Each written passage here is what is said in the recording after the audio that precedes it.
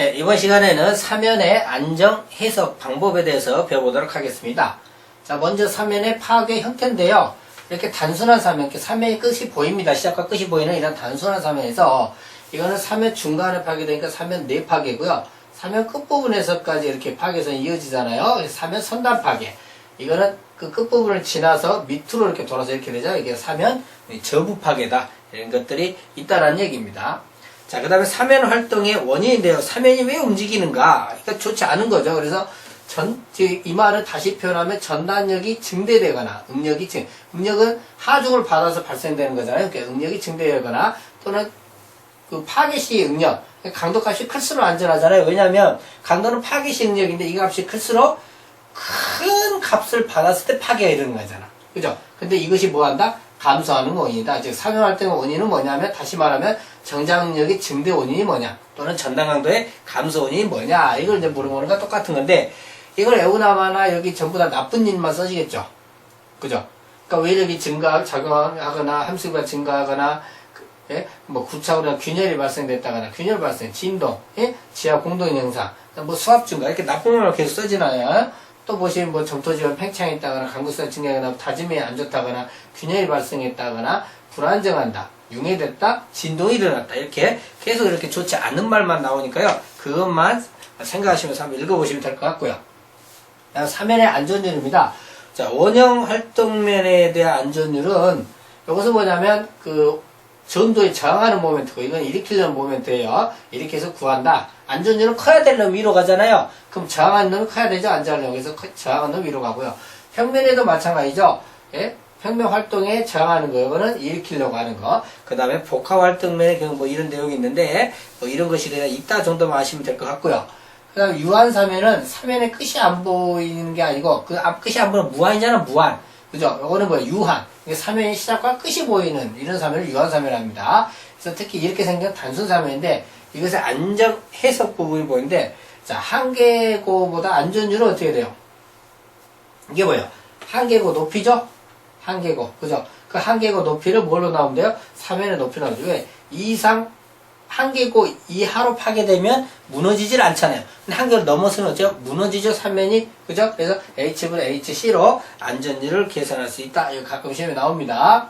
자, 이번에는 이제 직립사면의 안정해석인데요. 직립사면의 안정해석 같은 경우도 가끔 시험에 나오는데, 자, 이때는 앞에서 외우셨잖아요. 한계고 HC는 2배의 GC다 해서 R분의 40 탄젠트 45도 플러스 2분의 파이였고, 안전율은 마찬가지 앞에서 배운 바와 같이 H분의 HC로 하는 걸 알 수가 있겠죠. 자, 이번에는 안정수를 이용한 건데요. 자, 안정수를 이용한 한계고 HC라는 공식이 달라져 있죠. 그죠?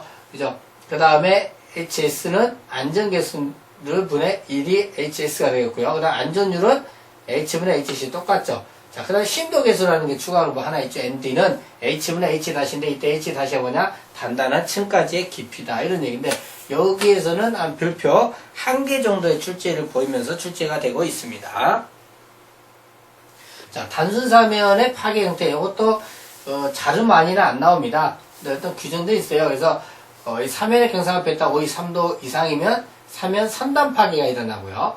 경사가 53도 미만이면 심도계수에 따라서 파괴 형태가 달라지는데, 그 심도계수가 4 이상이면 사면 저부 파괴, 1 미만이면 사면 내 파괴가 일어난다. 이렇게 돼 있는데, 그다지 뭐 이렇게 많이 나오지는 않고 있습니다. 자, 무한사면 안정인데요. 지하 수위가 파괴만 아래에 있는 경우, 침투가 없는 경우, 요의 경우에 대한 공식 2가지 정도만 꼭 필요하신 분 아시고요. 이것도 거의 잘 나오지는 않습니다. 이거 외에도 지금 굉장히 많은 공식들이 있는데, 그거 다 외울 필요는 없어요. 지하 수위가 파괴만 아래에 있는 경우, 즉 침투가 없는 경우에도 공식 뭐 이런 것이 있다라는 거 정도 보고 지나가시고요. 그다음 지하 수위가 지표면과 일치하는 경우, 여기에서도 이것도 가끔 어쨌든 한 번씩 나오긴 한데, 공식들이 뭐 복잡하고요. 확률적으로 열심히 해서 외울 만한 가치는 없을 것 같습니다. 그래서 통과하겠습니다. 그 다음에 안전율 같은 경우에도 이런 공식이 있다라는 것 정도. 이건 아마 실기에서는 꽤나 나오고 있는 걸로 알고 있습니다. 자, 그 다음에 수증의 경우에는 모래지만 C가 0이 되니까, 그러나 점창 0이 되니까 탄젠트 베타 그래 탄젠트 뭐가 된다? 파이가 된다. 이렇게 볼 수가 있겠네요.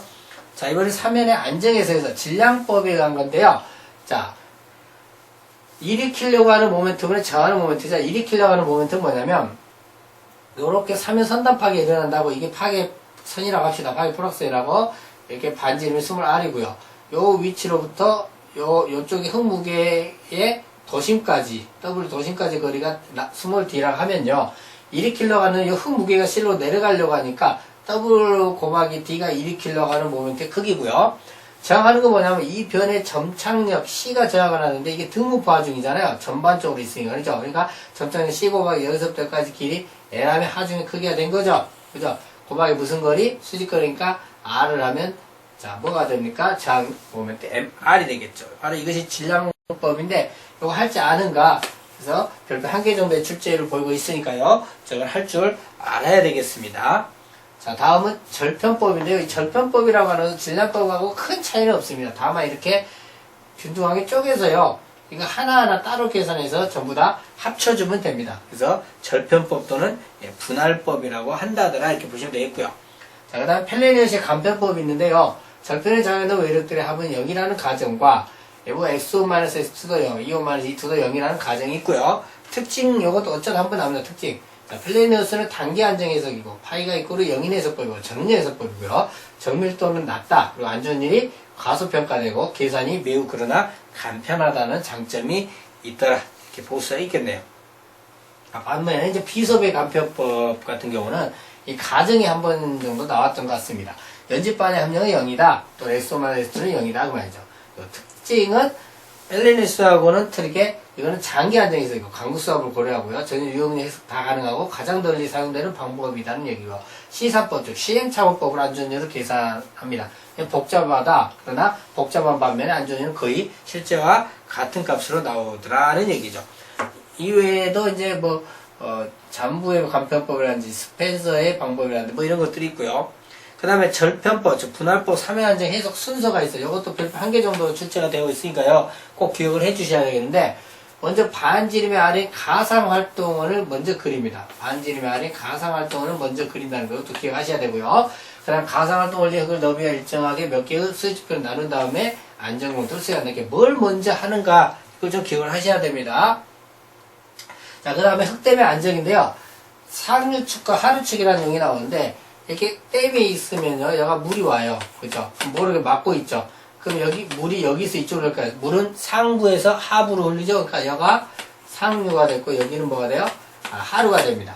근데 이 상류축이 됐든 하류축이 됐든 전부 다 시공 바로 직후에는 둘 다 위험하겠죠. 그죠? 근데 상류는 물이 갑자기 내려가 버렸을 때 위험한 거예요. 물이 갑자기 내려갔을 때. 하류 같은 경우는 물이 갑자기 내려간다면 해봤자 얘가 물이 안 오잖아요. 여기까지. 그러니까 하루는 이때 위험한 건 아니고 물이 정상적으로 침투해서 천천히 했고 여기까지 와버렸을 때 이때가 위험합니다. 그래서 하루 쪽 같은 경우는 정상 침투 시가 위험하다. 이렇게 말씀을 드릴 수가 있겠습니다.